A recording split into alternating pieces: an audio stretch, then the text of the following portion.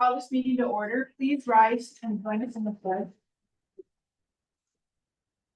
Pledge allegiance to the flag of the United States of America and to the republic for which it stands, one nation, under God, indivisible, with liberty and justice for all.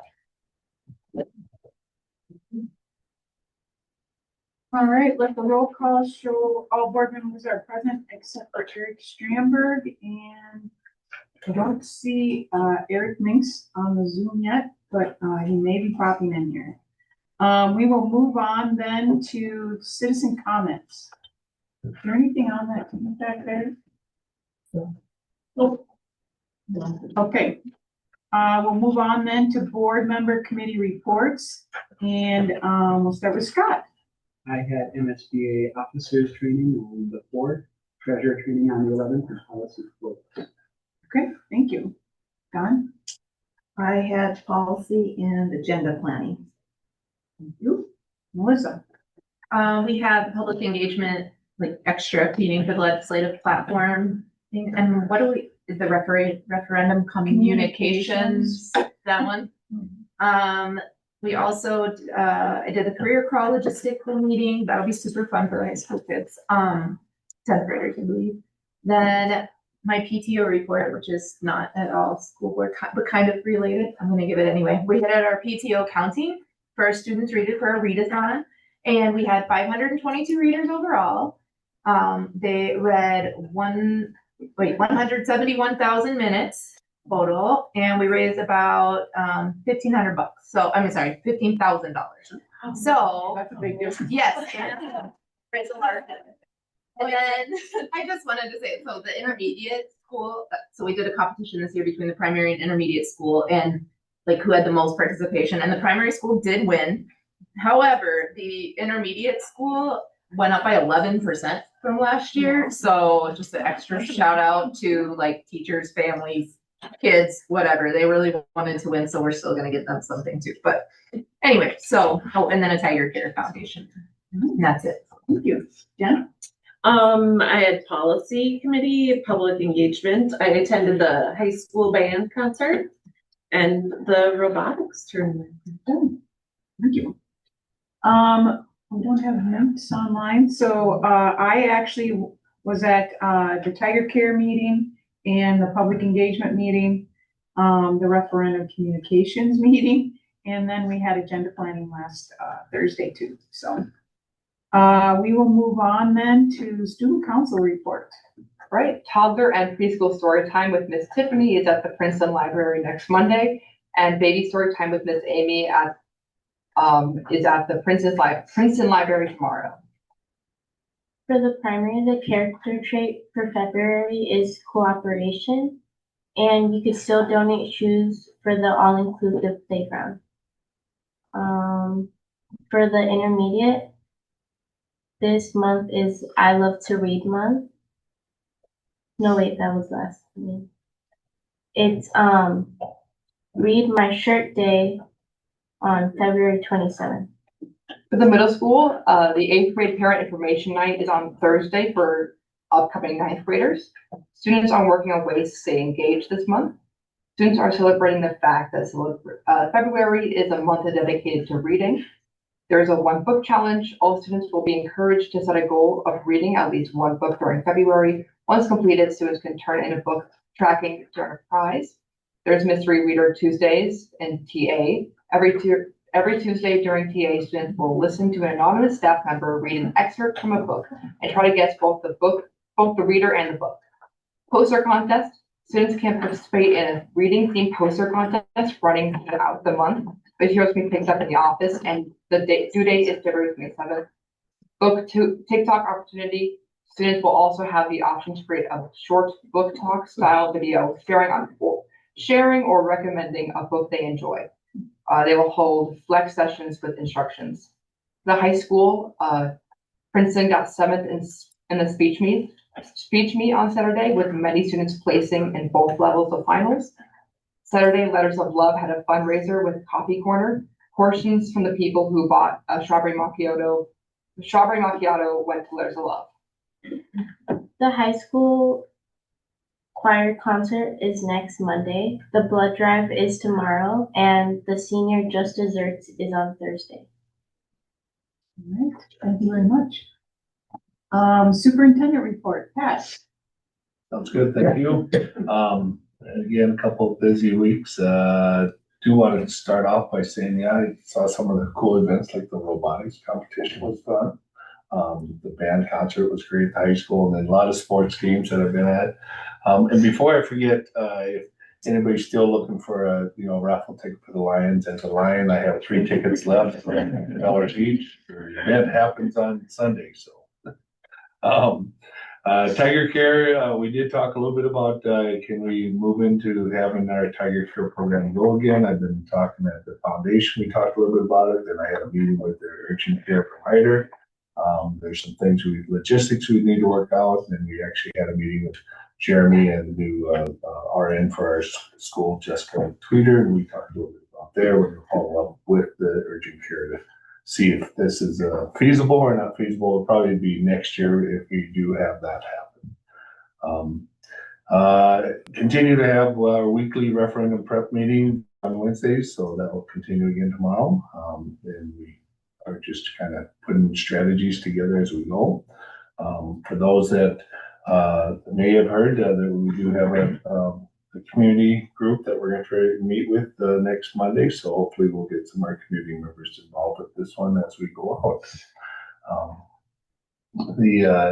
Continue to have my admin meetings. We have one that Jason and I and Michelle talk about our budget with each building administrator. Then I've been having individual ones with the administrators on their goals and where we're at and how things are coming along with that. And then from each building, we've been talking about strategies of how can we help improve test scores and give teachers the resources they need to make sure that we're doing as well as we can with our students with their test scores. We've had our public engagement meeting with the board, and we talked a little bit about a legislative platform and what that might look like. And then again, for our referendum preparation. I've started building visits, try to get out to the buildings at least every 2 weeks to kind of see the students, see the staff, and they take time to eat lunch with our students. So I've been learning lots of really good stuff from our students. So that's been fun. But it's always good to get out, see the great work that's happening in each building. There's just a great environment in each building. I'm really happy for that kids are feeling positive, and so is our staff. So it's really great to see.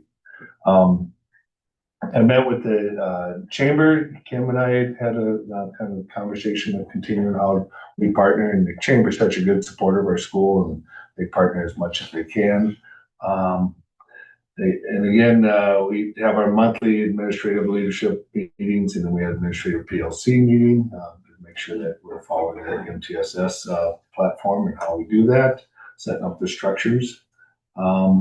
We had a chamber luncheon, which was the speaker was more on how to use AI. So I think the more we can learn there, I think that's good.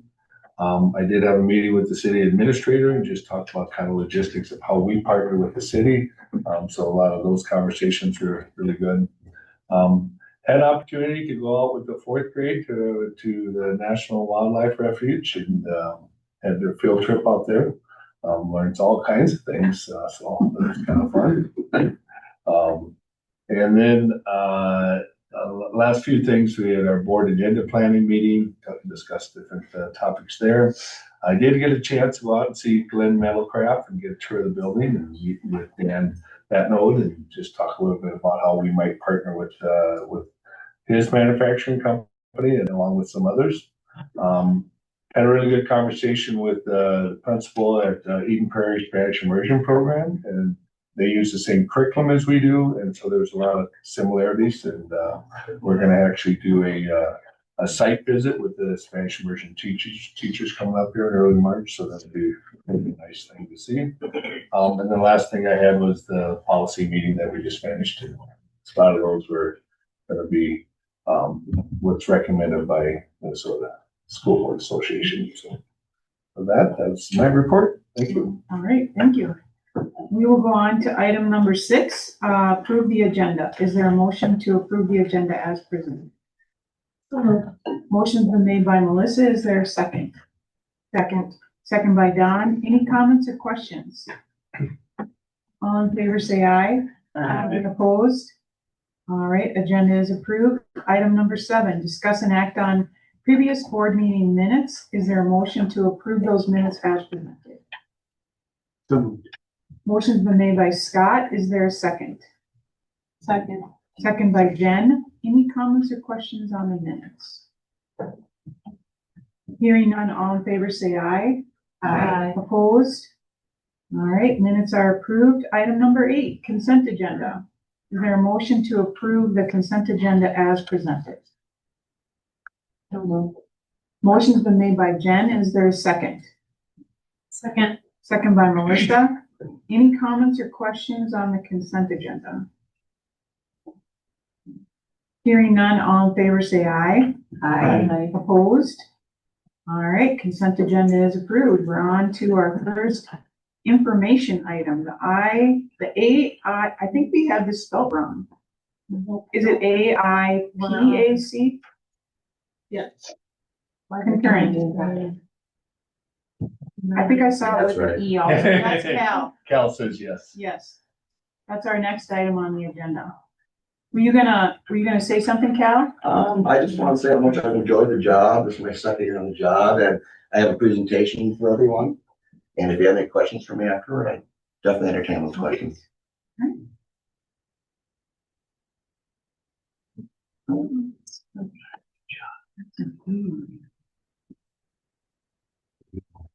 I'm sure it is.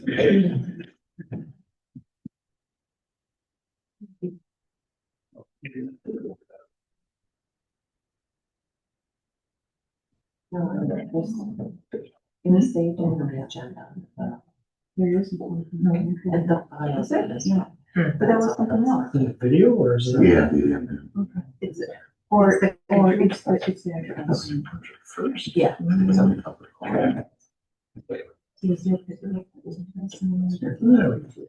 I couldn't, that's.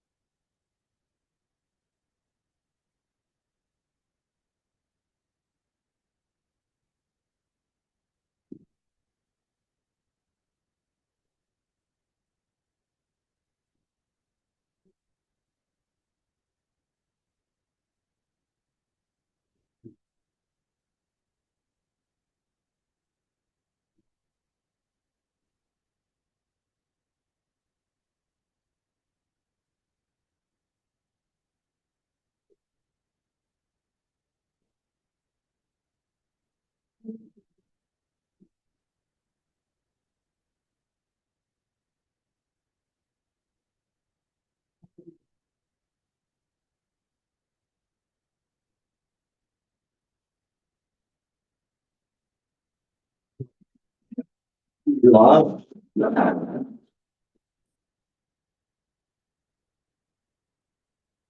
Does anybody have any questions, concerns, or comments?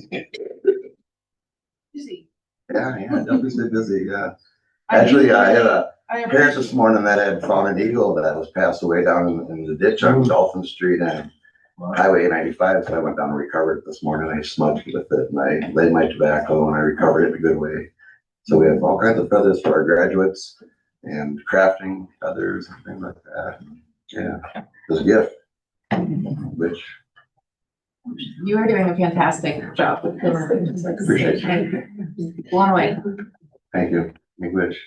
And when I was reading through the concurrence report thing today, I just wanted to know, like, all the students have to say, Cal's doing a great job and all that. It's just really nice to read all of that. And I've seen some of you guys in your groups and stuff when I'm in and out of the schools. And it's really nice to see them all smiling. Yeah, I love the job. I can't say enough about it. So, I especially appreciate your one-on-ones with the students. I think that's super important I appreciate and that. very impactful. Yeah, So thank you for doing that. my pleasure.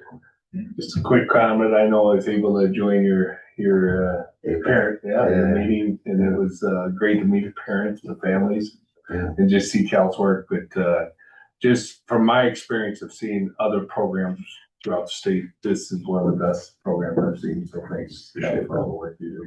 Appreciate that Very much for that. Nice. Awesome. Any questions for Cal or comments? All right, thank you so much. Thank you. You're welcome. All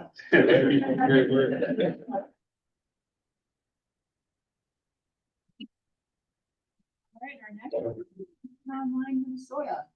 Hello, thank you for letting me come in and do a little update for you. Is this okay if I sit here? Do I have to go up here? Well, if you're Can I gonna, run it up here? you can run this up. Okay, that's what I wasn't quite sure of last time. I wasn't sure. So, great. Click the button or use the over arrow. One of the. Okay.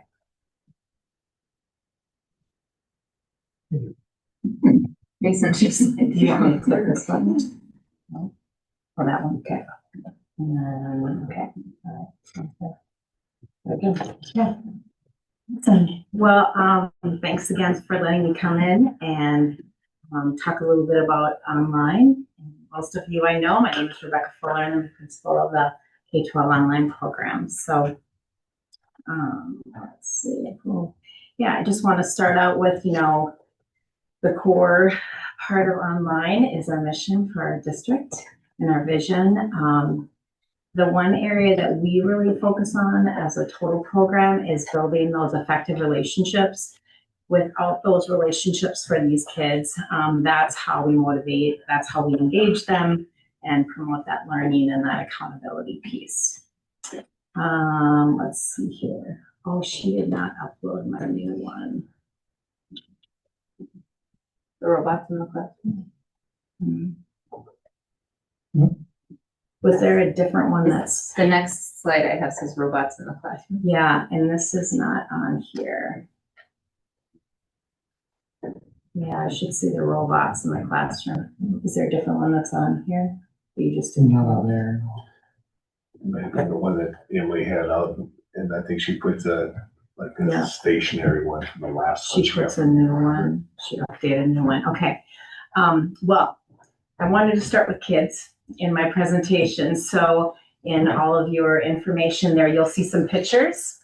And I have one of the things in building those relationships, I thought it would be fun for you to see what it looks like from a teacher's perspective with online. So Adam, one of our teachers, has sent me some fun pictures. And so what you could play there is one of the students brought their robot that they had made and they shared it with the entire class.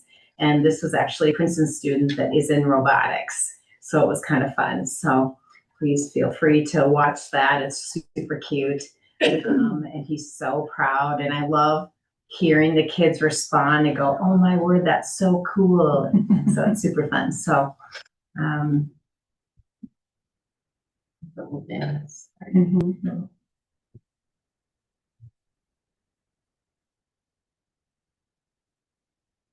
I'll just keep going because I know you guys have a lot. The other slide there is 2 slides of oftentimes Adam does social studies and science, so he had the kids dress up like the main characters that they're learning about. So all the kids are all dressed up, and that's what's really fun is because they're at home, oftentimes they have access to these fun things, and we don't have to worry about dressing up and then going to gym, you know, they're dressing up for the class. So yeah, so I thought that would be fun.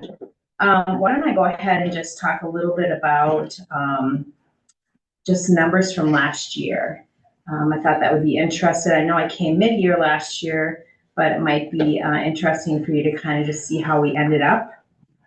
You know, one of the things we really worked on last year in those improvements is, that's okay.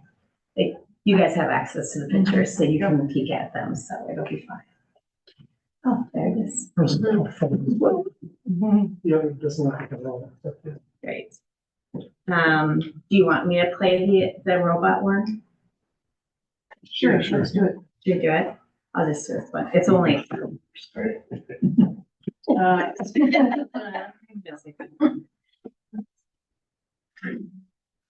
It's kind of cute because it's not very long.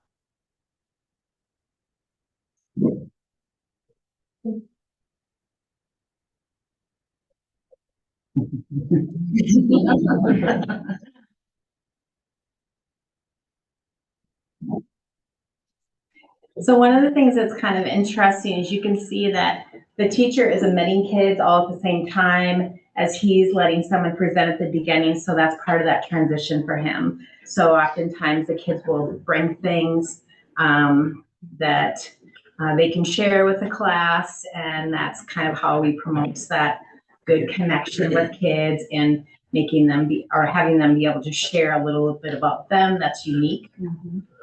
What I really love about that picture too is it really shows these kids and the investment these parents have taken, because that is his classroom at home. And it looked like a classroom. Yes, I mean, and it was just a place of learning, right? Like that's what it was for that family, was a place of learning. And that's really the value and support we want to give these families, that as they create that, if we can give them feedback and guidance to create that environment of learning, whether there's 8 kids in their family or 1 child in their family. And there are families that we have 5 kids enrolled in our program, so they have a classroom, of activities that are going on. So yeah, so I just wanted to share a little bit about what our teachers see from their ends into these people's homes. So okay, so let's go ahead and just look at last year.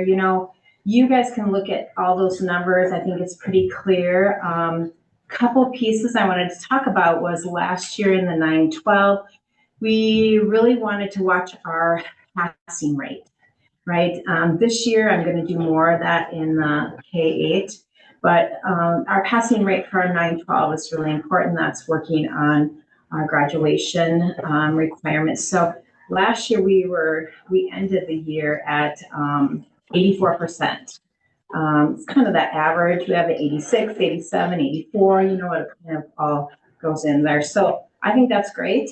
That's really a tribute to our teachers and communication and interventions and time that they're trying to engage and motivate them to complete the work that they need to. In our 9-12, we finished with 227. Also, if you look at our total K-12, we finished the year with 163. Our out of district was still at about 62% for our full-time students, 9-12. 62% of our students were out of district, okay? I think that's probably the key areas there is, last year we really worked on that joint partnership with Venture Upward. That's really that key piece is being able to partner with them, take advantage of the supports that they give us as a district, plus embed them into what we already have here and try to make that work, like a machine. So for our 9-12, for 12th graders, we had 32 graduates that graduated from and that's with a Princeton High School diploma, and they participate in the graduation just like all the other students.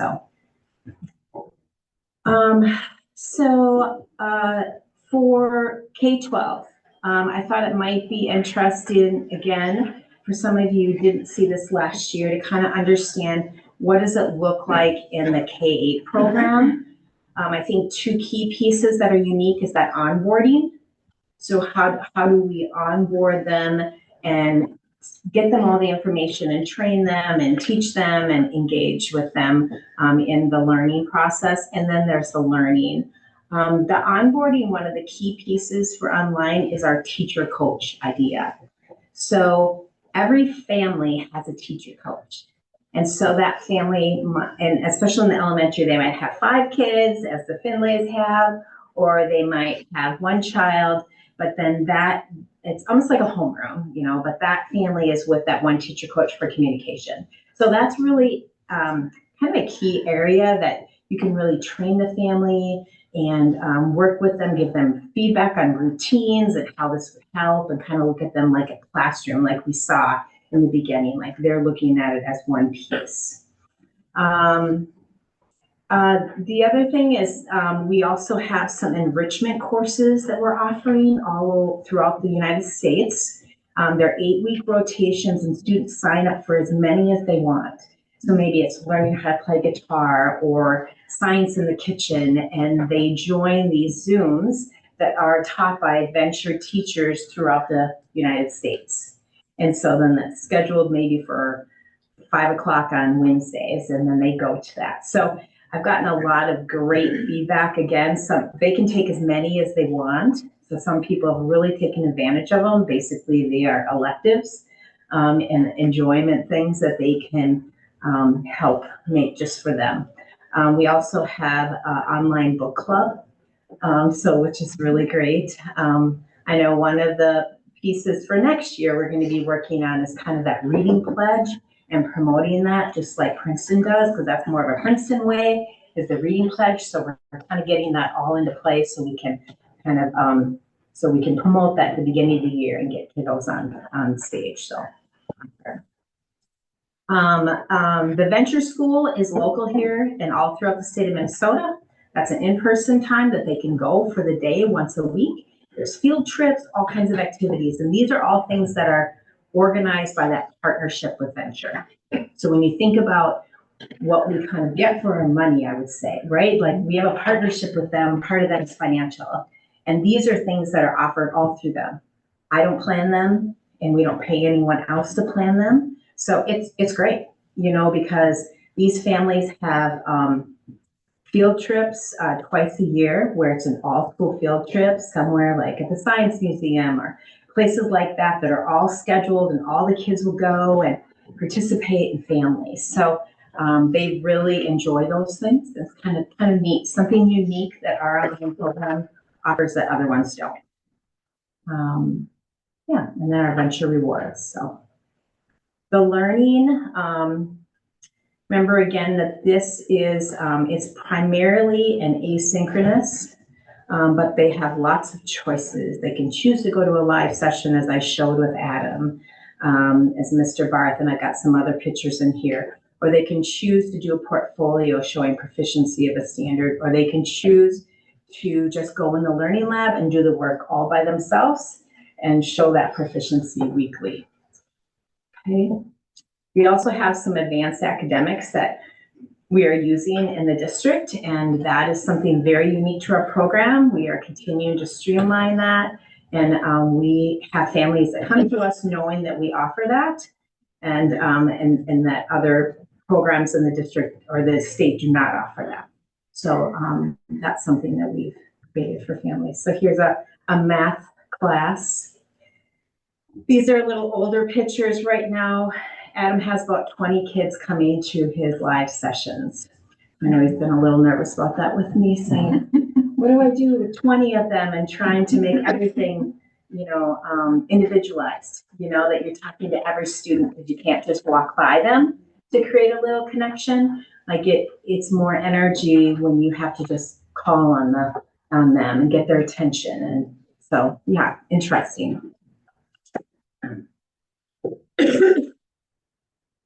912, I think you can look at this yourself if you have any questions. I just thought it would be nice for you to have the information for you to look back at. We've done our 912 for a while. We continue to do it. It works. The one area that we're really working on is that intervention.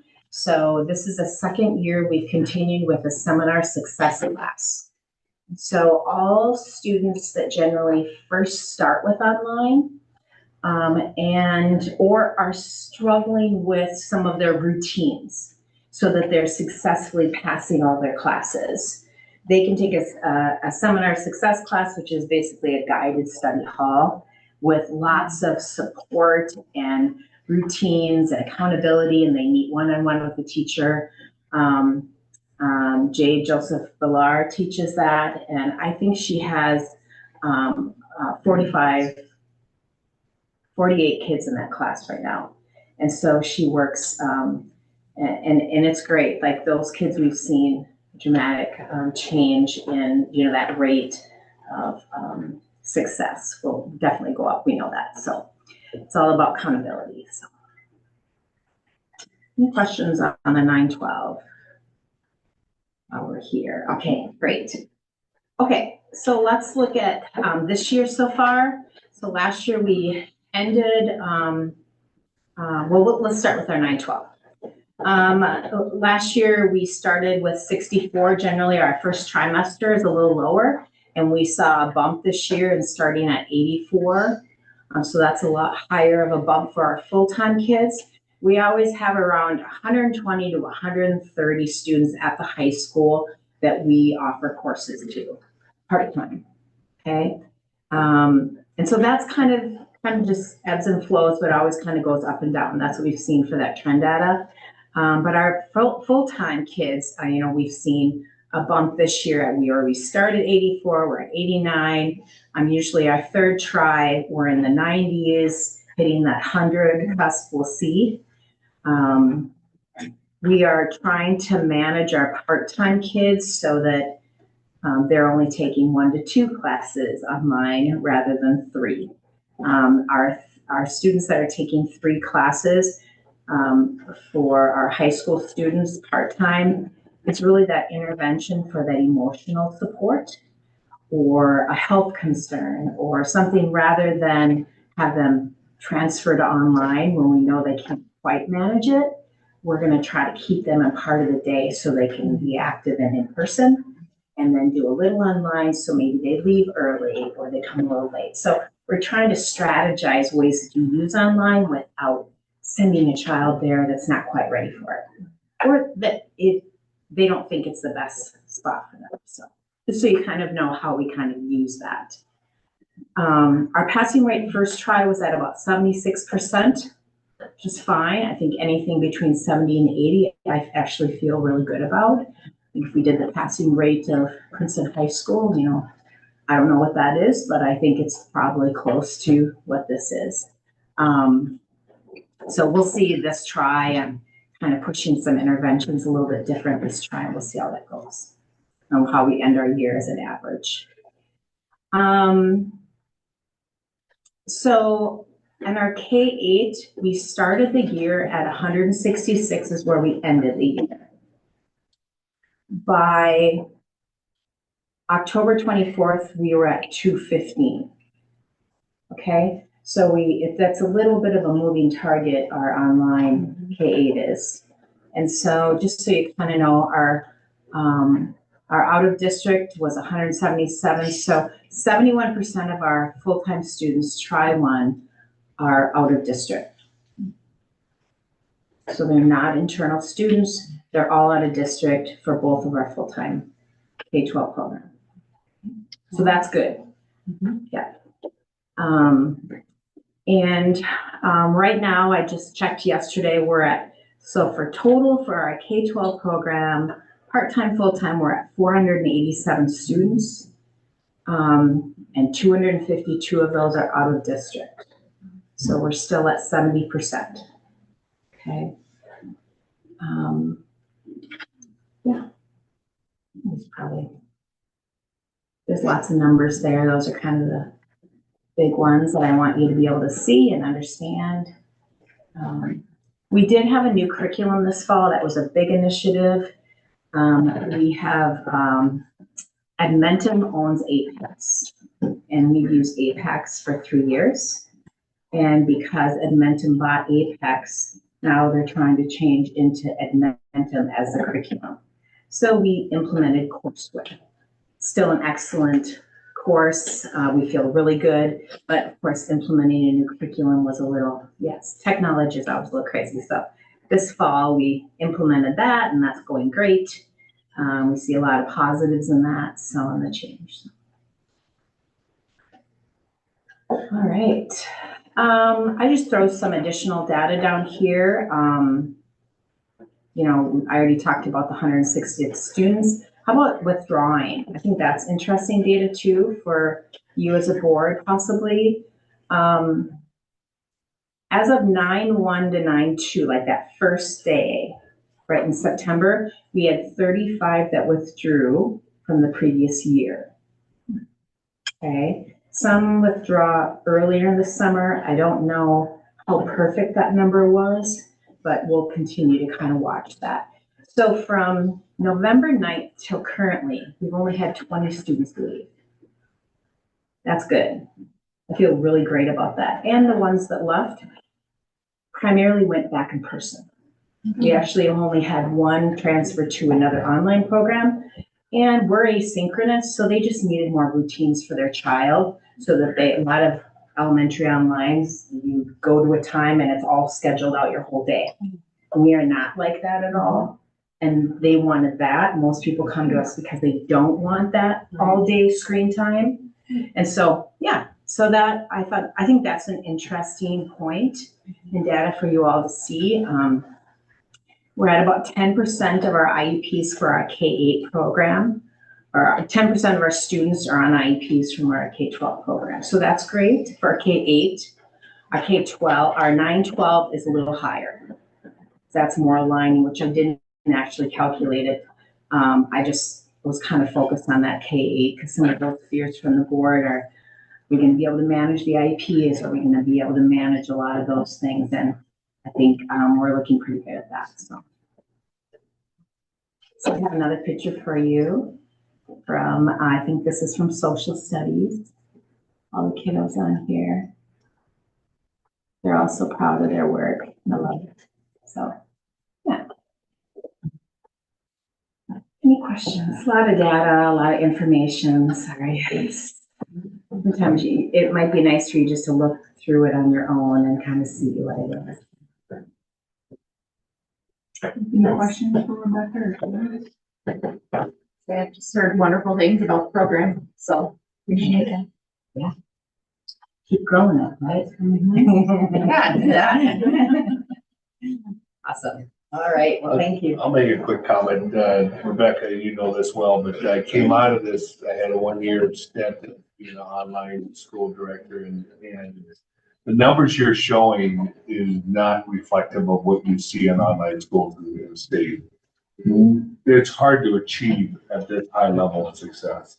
And I know from myself, I thought I was pretty good motivated, but never saw these kind of numbers. Attendance, success of pass rate, and so on. A lot of times online school, especially at the high school level, it's a way to see if I can get away from going to school and pretend like I'm going to school, and then you never pass. So these kind of 76% rates of passing at the high school, those are unbelievable numbers for an online school. So kudos to you and your team and all the work that you do there. All right. Thank you.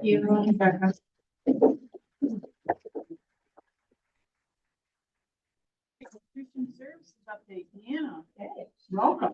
Thank you. What button do I push? It should be.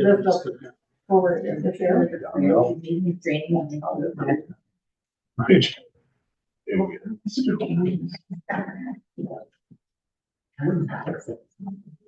Now it should work. All right. Hello, everyone. For those of you who don't know me, my name is Deanna Cooley. I'm the Director of Nutrition Services here at Princeton Public Schools. This year I added a new position. Kristen Alfers, if you want to just stand up so we can put a name to the face. And, she's the new nutrition coordinator. She's worked for the district for 15 years. She was the head cook at the intermediate school for the last 7. So just wanted you guys to know who that was if you see her around and in the buildings. So a little bit, just, I know last year was the first year that I kind of brought us up to speed on what makes a meal. So I just wanted to touch base on a few slides again for those that this is new. Just a brief introduction to what we put on our lunch trays. So lunch basics, we're required to offer all 5 components for lunch. The meat or meat alternates, grain, fruit, vegetables, and milk. We call them components, but in the rest of the world calls them food groups. The meat alternates are things like yogurt, cheese, seeds, or beans. The standard serving sizes that we have to use are pretty much 2 ounces for the meats and the grains. And then fruits and vegetables are a half cup of serving or what required are on the tray. We utilize something called Offer versus Serve, OVS, where students can choose 3 out of the 5 options that we are giving them, the components, but at least 1 must be a fruit or a vegetable. Obviously, it's governed by the USDA, so it's a lot of rules, a lot of regulations. The meal pattern is very, very complex. We have daily guidelines, weekly guidelines. There's guidelines for every category, calories, fat, sodium, so what do you expect?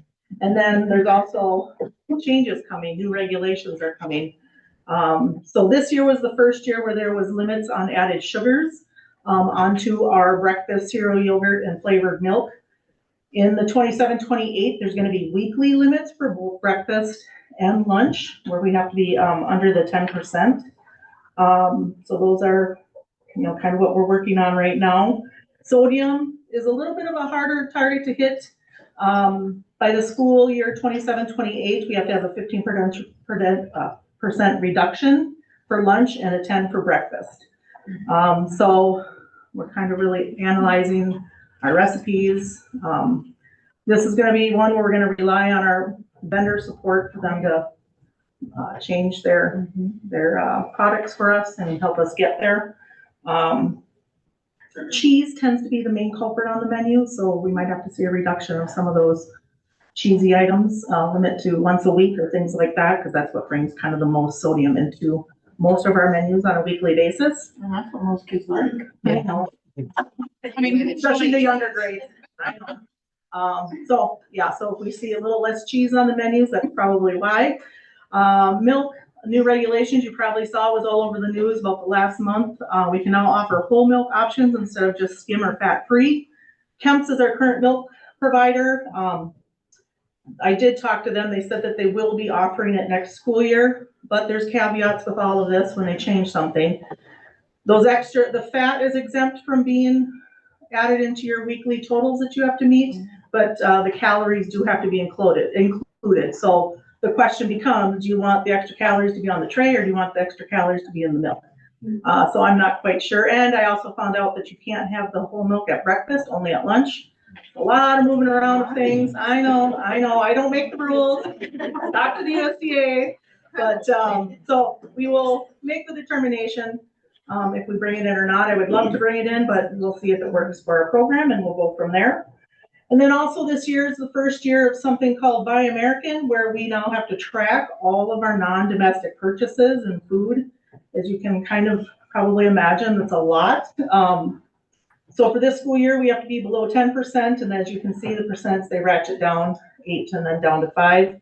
I kind of hope that there's going to be some adjustments in this category. I don't know how any district, with the amount of fruits and vegetables that we put out during the worst growing part of the season, how it freezes in Florida and hurricanes and all this. I'm not really quite sure how districts are going to get to that 5%. Because we're under the umbrella of the DOD, USDA, I think this was a rule that it was explained to me, this was a rule that was written to be on a much larger purchasing basis, and because we're under that umbrella, we got lumped in.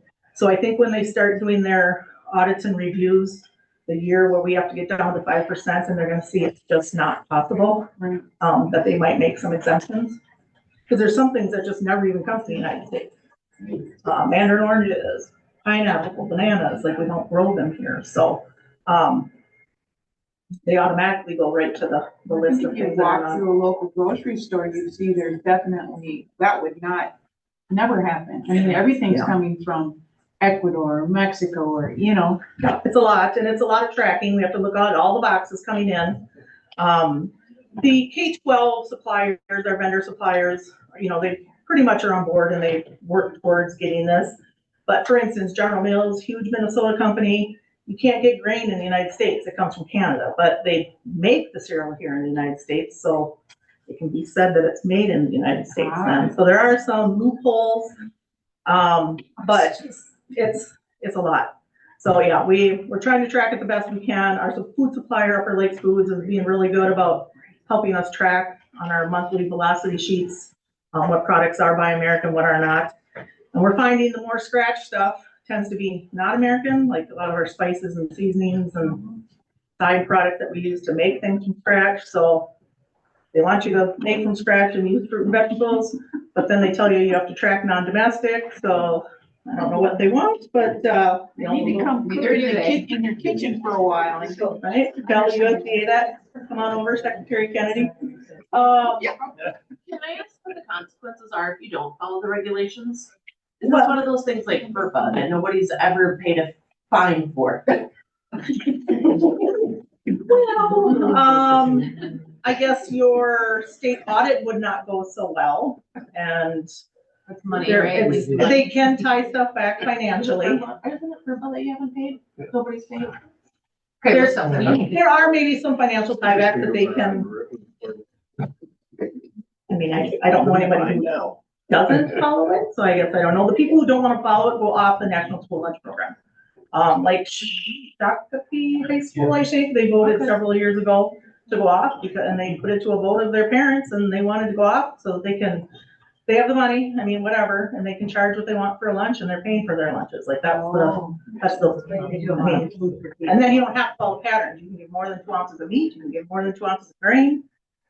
There's still a few things you have to follow, but not quite as restrictive. So, and there's gonna be some more new changes coming. We just don't know what that is. Every time they update USDA dietary guidelines for Americans, which just happened with the whole MAHA movement and the red dye. And I'm not saying it's bad. Like I think some of the changes that are coming are really good. We're already seeing, the red dye is out of, I think, all of our chips and all of our cereal, but I think one maybe. So they're working on it, and they know these things are coming. So we're gonna see, it takes a few years for it to trickle down to our meal patterns, but we're following a lot of the stuff that they, I think, just changed anyways. So hopefully it's not too many changes. But in order to help with some of these changes, because it's very, very complicated and confusing.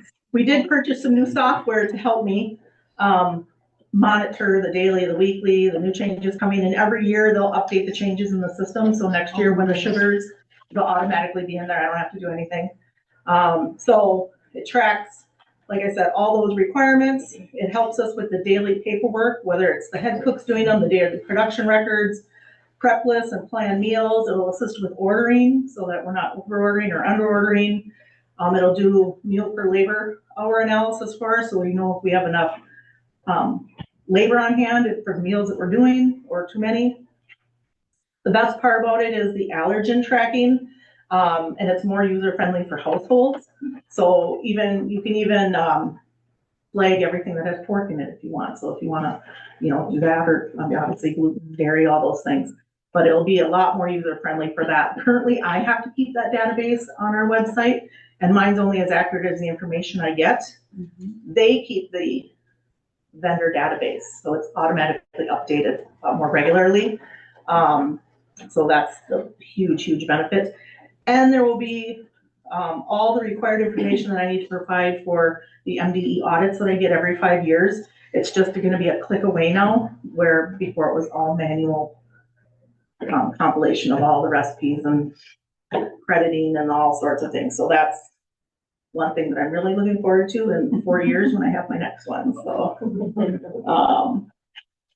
and we're hoping to roll this. I was hoping to do it March 1st, but I'm still in the process of getting the back end set up. It'll probably be April 1st, where it'll be to the households on April 1st online. So we'll get rid of NutriSlice, and then Emily will help me upload all that onto the website, and we'll send out communication through the portals and all that fun stuff. So, and this is just a brief screenshot of how it looks.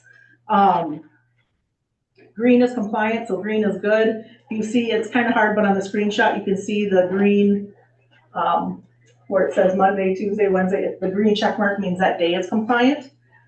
And then this screenshot right here is telling you your daily stuff's compliant. This is your weekly fat, calorie, sodium. And up there is your weekly fat, sodium, calories, and sodium too. Yellow just means warning, not bad or good. It's just saying to me this area is a little high, but if it was bad, it would be in red. So, so this is where this software will be very, very helpful. And they also do store thousands of recipe ideas from all over the United States. Super, super nice. So looking forward to that. A farm to school, a big part of bringing Princeton on board this year was to get our farm to school to be a little bit more active. Like I said, we've always done some. A couple years ago, we started doing petted pastures out of Malacca, where we get our grass-fed raw ground beef. We order about 9,000 or 900 pounds per month is what we're currently using. So that's in all of our tacos, sloppy joes, spaghetti, things like that. We use many, many local companies here. I'm a big believer of that. We use Schwann's, Kemp's, Johnny Pop's, Land O'Lakes, just to name a few that we use. The one thing I didn't put on here is we also started this year using Rancher's Legacy Minnesota beef patties, raw beef patties. So that's also a Minnesota product that we started using. Right now, the only building not using them is the middle school, because they were the last building to get the new ovens. And so they have to use up our other supply of burgers before they can switch to the new ones. And then we also order produce through our USDA fruit and vegetable supplier that we order local from them whenever we can. And then some of our new farm to school initiatives. We just started getting a farm fresh apple. I believe it's out of Bayfield, Wisconsin. I'm not 100% certain on that, but we're going to verify that because we just started our first deliveries tomorrow. We are looking at Chaville Vegetable Farm. We're looking at them for strawberries, raspberries, apples, lettuce, broccoli, cauliflower, carrots, winter squash, and maybe some local honey to do some roasting of some vegetables. Stony Brook Farms. We have used some broccoli and cauliflower in the past. And we're looking to add some sweet corn, green beans, squash, and asparagus hopefully this spring. We're in the talks with them these last couple days just to set up some planning for that, and then to get in their rotation for next year's kind of planting season. Like I said, it's a little hard with their growing season what we can do, what they can do, but, we're gonna get on board the best we can. We reached out to several Princeton local farmers that just couldn't do the volume that we needed. So these two, farms are located out of Foley, so not too far away. And then we're hoping, and we're in the process of filling out the application right now for a farm to school institute that, Kristen and Michelle and, hopefully a couple of our teachers are gonna go to this summer, to look at new ways for them to help us partner and mentor us through maybe starting up some additional initiatives in the farm to school arena, whatever that may look like. Like I said, we set our own goals and, you know, you don't want to do too much too fast, grow it a little bit at a time and who knows where we'll be in a few years, right? Yeah. Participation, so just some numbers. Those are the numbers that we served all of last year. We average about, 2,400 lunches a day, and about 1,000 breakfasts. The trend, we're slightly down. It's less than 1%. It ends up being about 13 meals per day. But a lot of it does have to do with enrollment. When you kind of look at the numbers and break it down per day. So overall, they're doing a really good job. One of the buildings is up in both, but the rest are just slightly down. And sometimes there's that one big class that's moving through, or they'll get that really small class moving through. So you have to kind of watch where those are. Behind the numbers a little bit, you can see what we get reimbursed for a lunch and a breakfast. So it's not that much when you consider what grocery costs are these days. The average tray cost for lunch is $3.09. That's just food. That does not include all the other things, labor, equipment, gas, electric. And then there was our revenue for last year. And we've also heard that there's actually a possible decrease in funding possibly coming based on budget constraints everywhere. So they're talking about taking away 6 cents per tray. Well, good news there, right? Catering and a la carte. We do a lot of catering and a la carte, obviously. Catering, things like the Madrigal, yes, I have a slide on that, but no, the just desserts that's happening. It's is that tomorrow? Tomorrow? I think Thursday, yeah, Thursday. But even everything from cookie trays to cinnamon rolls to you name it, to big events like the Madrigal. And then we do a la carte, obviously the second entree and a la carte purchases in all the buildings. And then after school at the middle school and high school is the snack shop where the kids that are staying after for activities can get something to eat before they go on to their event. And then the Madrigal this year, we do every other year. It's a 5-course meal.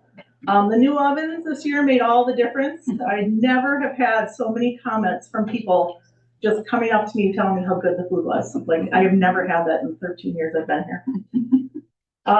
So yeah, it was a great event, and so hopefully if you didn't get to go to it this year, plan to put it on your calendar for a couple of years from now, because next year the kids will be in New York, so there will be no event. We deliver some meals too throughout the district, to preschool, Head Start, OnStart, or Onward, student services, care and treatment, and then here at the district center, some staff order as well. So we got a lot of moving parts. The high school sends it to Onward, student services, care and treatment in here, and the primary sends it to the preschool and Head Start. We do the summer meals program. Let's see. I think we started serving in June of 2014. So we've been doing it for quite a while now. Meals have moved around a little bit depending on the building where we qualify, but currently right now it's at the primary school is the building that's approved to be served out of. And we mainly our bread and butter is the Tiger Club kids. Those are the ones that are the consistent numbers day in, day out. And those are just the numbers of what we served last summer, and we provide summer employment for 8 of our staff. Like I said, I always have goals, plans, big dreams. Like I said, we got the new ovens now installed in all the kitchens. The middle school, it's technically their backup oven. They still have a huge Baxter oven, so they won't be using it as much as all the other buildings, but their goal is to use it hopefully once a day. We're focusing on upgrading our recipes, whether it be to the new standards or to the new cooking standard. There's there is a real big learning curve with these new ovens. They're pretty technical.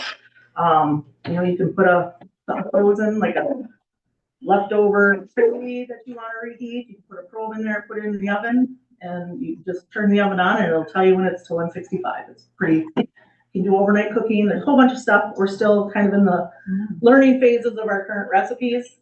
And then, we're always working on some facility plans and things like that with what we can do. We're trying to do a possible addition to the intermediate school if the MDE will approve that plan to add a freezer and then convert the current freezer cooler to a cooler, because the milk cooler in the lunchroom that they've painted and made it look okay.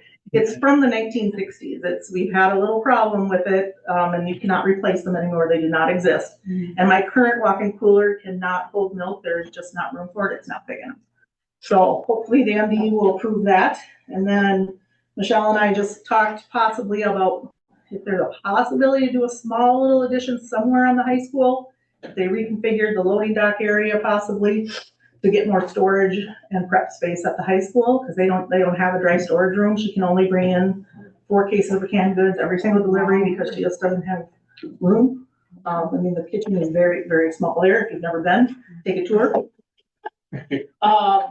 So we're just looking at some things and, dreaming big, and hopefully we can make some of that stuff happen. But MD has to release my funds in order for that to happen. So,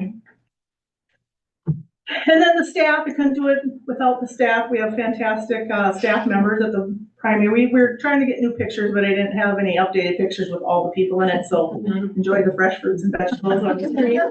And then Aaron, we couldn't do a lot of this without Aaron, the delivery driver that goes between the buildings. He moves a lot of product around for us, and the freezer, cooler ever goes down, he's helpful at that.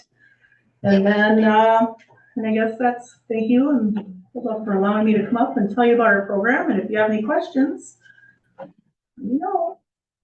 Any questions, comments? I think you guys do an awesome job with what you have going with all the numbers. I'm real glad they can have a computer do some of that for you now. It sounds painful. I love that we're continuing to move forward with farm school. Yeah. Community Ed offers a class in the summertime for students, where you tour farms.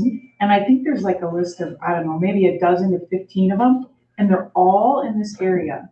And I did that with my grandson last summer. I think we did probably about 10 of them.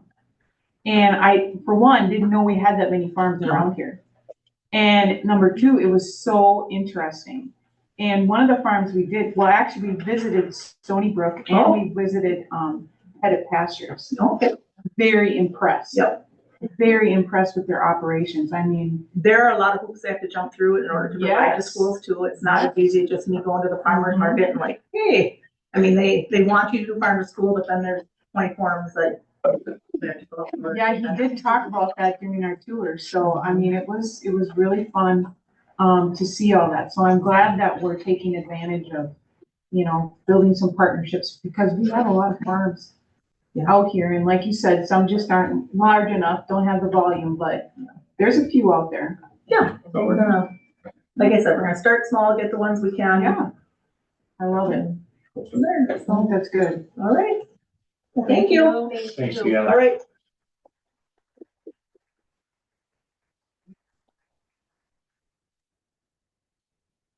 Yeah. Yeah. You just had an idea, Deanna. We should have our meetings catered. I'll vote for that. Who's paying for it? Well, we have to pay for it ourselves, obviously. All right, we'll go on to item number 9D, our 26-27 restrictive budget planning. The first item here is capital, and we have Michelle here via Zoom. Yeah, I do not have much of a voice, so I don't know if you can hear me even. We can hear you kind of. Kind of. I apologize. So I'm not going to talk a whole lot. Jason, would you cover the Cromer that is added to our plan for this year? Yeah, we are looking to budget for a robot painting machine to paint the football field and the fields around the district here.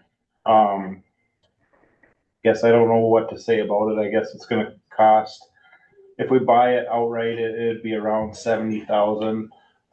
There's a leasing option that's, I think, if I, off the top of my head, I think it's like around 11,000 for a 3-year term. But it's 11,000 a year to lease it. So they're fairly expensive, but they do have a lot of advantages from what we have right now. We have a Cromer right now that the guys have to go out there and lay out the fields manually with tape measures and string lines and different things to get everything square and straight and nice looking.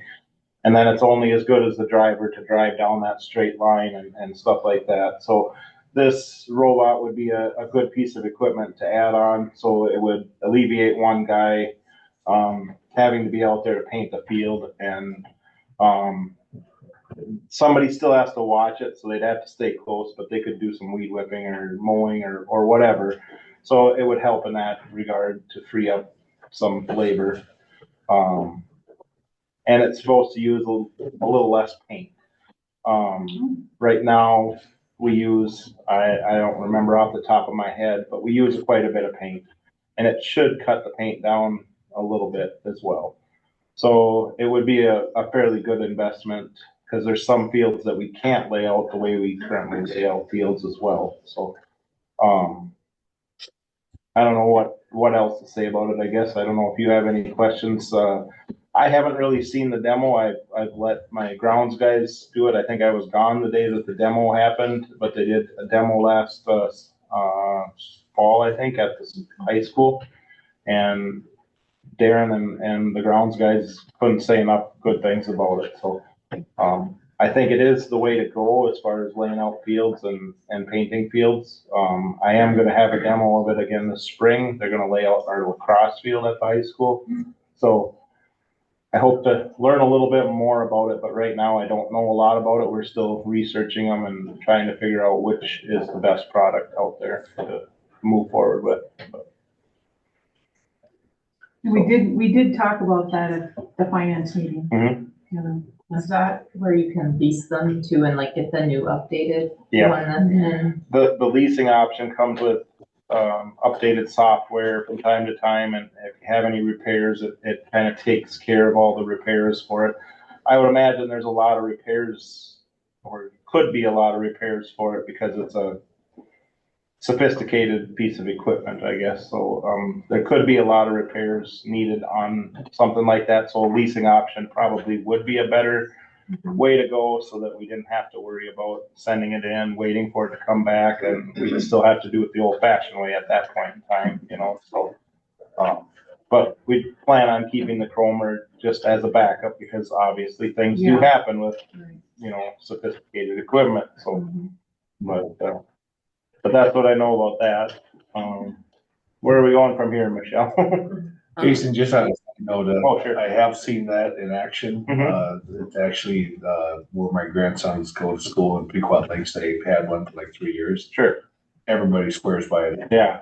And that's what I'm hearing from everybody in the kind of the industry of laying out fields. It's kind of the only way to go right now. So, All right. Right. The other item that we have added to the capital plan is a van. We have 3 2012 vans that are we use for student transportation that we own.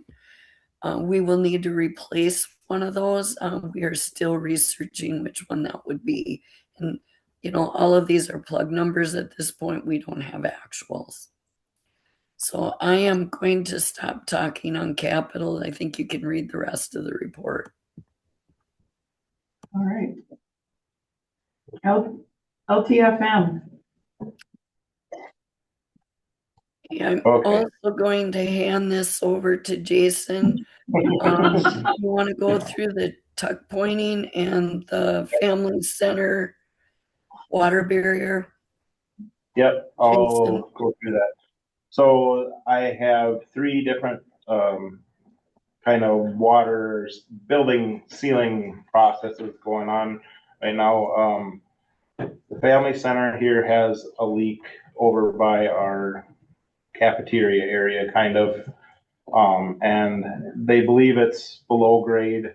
So we have to excavate and water seal the block and brick below there to alleviate that problem. Right now, I've had the grounds guys haul in some fill, and the leaking has kind of stopped. I haven't noticed it. I'm sure it's still there. It's still a problem if we get a big rain. But this will excavate down, seal that off, and then we will backfill correctly, and hopefully that'll solve that problem, or that should solve that problem from my understanding. The high school, I have phase one of tuck pointing that's gonna cover the kind of the back side of the high school, because there's some issues going on there with some lintels underneath the windows are bulging, and there's some leaking going on.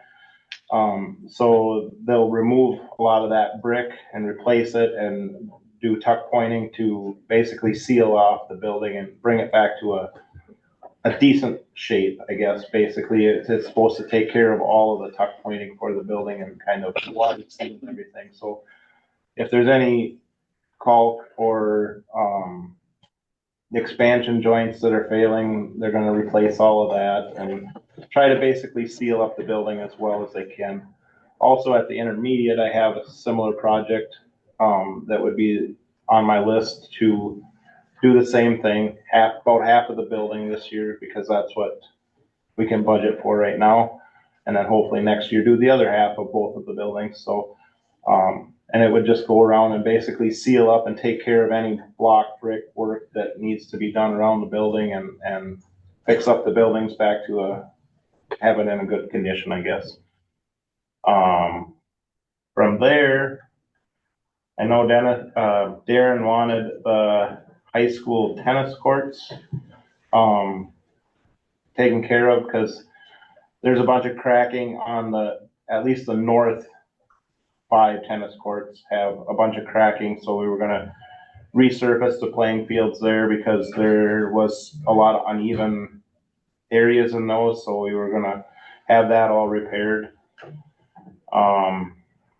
I'm still getting numbers on that. I have a rough number plugged in there with Michelle. But until we can get the snow off the tennis courts, I can't really get a solid number on that one. Darren also requested the pack stage to be taken down to bare wood and replace a lot of the nosing on the front of that. Right now, the paint that is on there is not adhering, so when Joe drives lifts in there and stuff, it peels off, and we have a bunch of peeling issues. So it's something that they wanted done last year. Unfortunately, I wasn't able to get it taken care of last year, so this year I have it on my budget for them to get that taken care of. The middle school, we're gonna work on putting a floor in the freezer for Deanna. There is a vapor barrier issue between the cooler and the freezer, so the frost comes from the freezer into the cooler. And what has happened is the vapor barrier or the insulation has kind of failed in between the two boxes, allowing that air to migrate between the two boxes. So I'm getting prices for an additional floor to be manufactured for the inside of that freezer to prevent that, hopefully mitigate that problem and solve that problem. The only other options are to jackhammer out the floor and put in new floor and all of that stuff, which is very intensive work. So this is hopefully the cheaper, better option to make it last a little longer. Let's see. At the middle school as well, I have on my list a bunch of the fire doors are failing there. I had an inspection done right after I started. I think Keith maybe had it set up, and there was some doors that are found that have cracks in the hinges and different things like that. and they're unable to be repaired.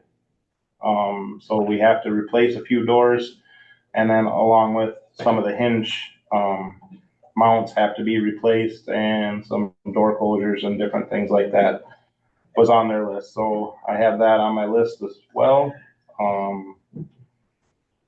Then the middle school gym floor, I talked to Brandon with FLR Sanders, and I wanted to better understand gym floors because I don't know a whole lot about gym floors. So I brought him in and I had him go over what we need to do, being that the gym floor at the middle school is 26 years old. I think nothing has been done with that.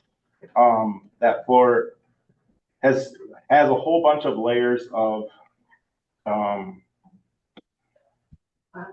sealer on it basically, or finish. That's the word I was looking for.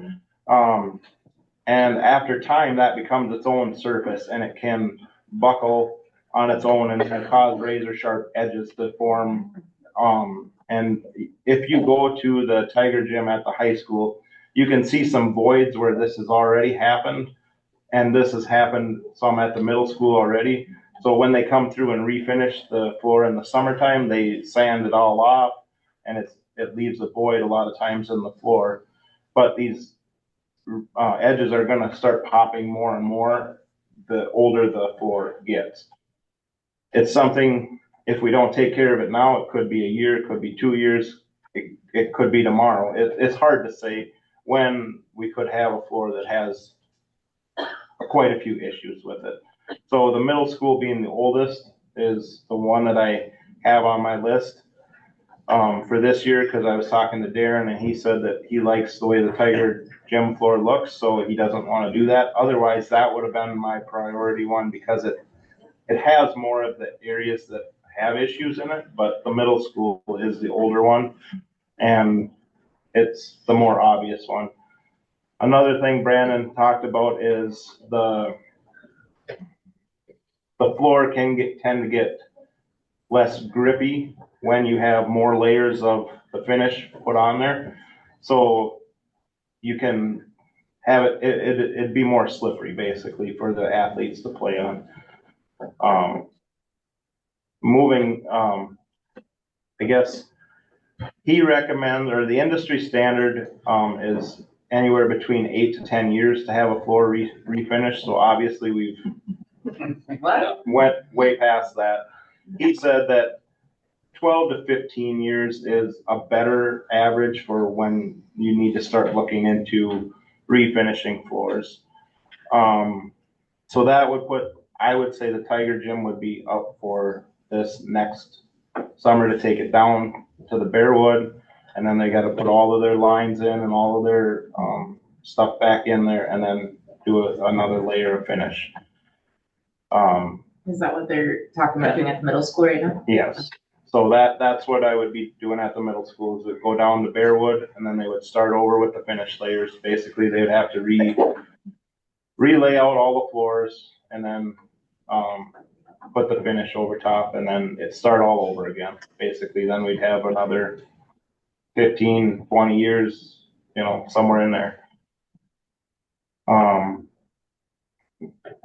Any other questions on that? Because like I say, I don't know a lot about gym floors, so I tried to get the information that I could from Brandon, because I feel, he's a local person, and I feel like he's pretty honest with me, because he's led me down the right path in the past. So, I mean, he said that we could go without doing it, but he said you could start having some major issues, and you can see some of those if you walk the floor and you look at it. You can see some voids, and you can see some different things in the floor. So it's just something to keep in mind, I guess. So that was on my list. And then I have a bunch of parking lot seal coating stuff that I was going to work through. The primary and intermediate is still in pretty good shape as far as parking lot goes. So a regular seal coat would be what I need at the primary and intermediate. They would obviously fill in any voids and seal the cracks and all of that different stuff that goes along with that. If I wait, then it's gonna push the cost a little higher because they're gonna have to chip seal that parking lot. Then that costs a little more because they gotta add the seal coat layer plus rock chips to it to make it, that wear layer back on there again. The middle school bus lot, that is in a little bit of rough shape right now anyways. That has potholes and different things. So I have that on my list to get done. Obviously they'd come in and fill the potholes, and that one would have to be chip sealed. But it's such a small lot that it's not gonna be that huge of a cost there involved in that one. And then lastly, I put on the high school tennis court lot and bus lane. I figured since the seal coating crews were here, that would be kind of an obvious thing to just have them take care of all of our seal coating issues, but that's kind of rounds out my list unless I missed anything. Did I miss anything, Michelle? I think you did good. Okay, thanks. Nice work, Jason. Does anybody have any questions for Jason? All right. We will move on to the revised budget. Who's gonna do that one? That is me.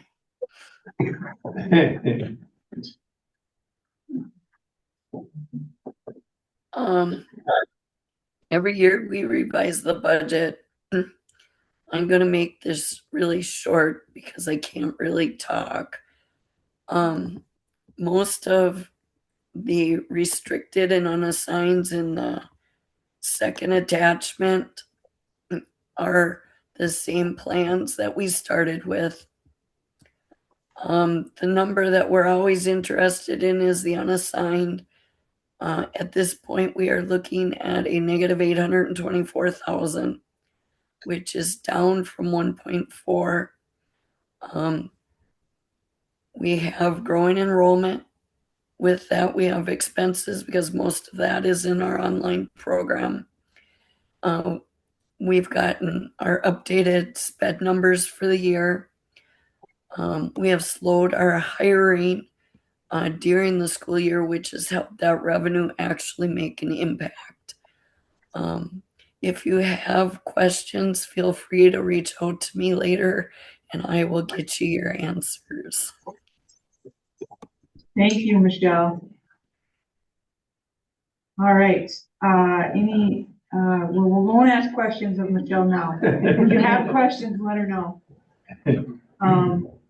We will move on then to our first action item. We have the American Indian Concurrence certification.